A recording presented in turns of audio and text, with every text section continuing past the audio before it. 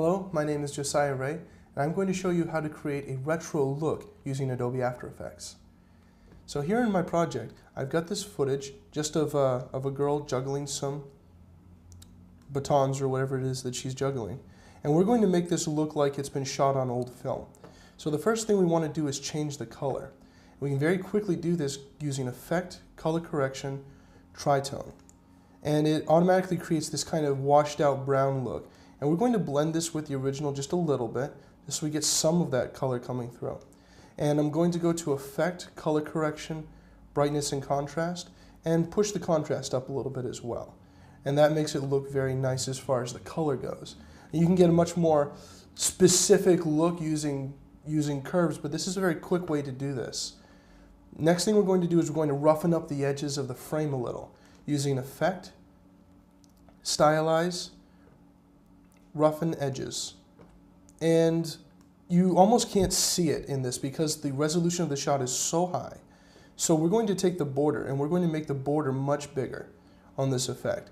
And we're also going to bring the edge sharpness down to soften that so it almost vignettes a bit. Not all the way, but enough so that we can still see the crackliness in the border, but it also begins to darken the shot a little bit. And the very last thing we're going to do is we're going to add some noise to the shot. So go to Effect, Noise and Grain, Add Grain. And it pops up this little triangle in the middle so that we can kind of see the effect the filter is having without having to render the whole frame. And it's very subtle right now. So we're going to bring the size of this up. And already you can see there's a problem. It's set up for color photography noise.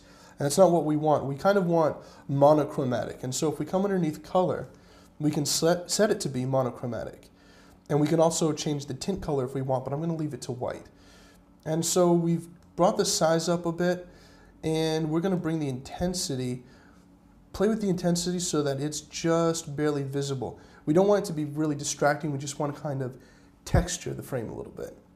So that looks pretty good. Let's zoom back out and set the viewing mode from preview to final output. And it'll take it a moment to render it. Again, this is a very, very intensive grain adding. And it's a little bit too much, so we'll bring the intensity down a little bit, and you can continue to play with this until you get exactly the look that you're going for. So that was how to create a retro look using Adobe After Effects. I'm Josiah Ray.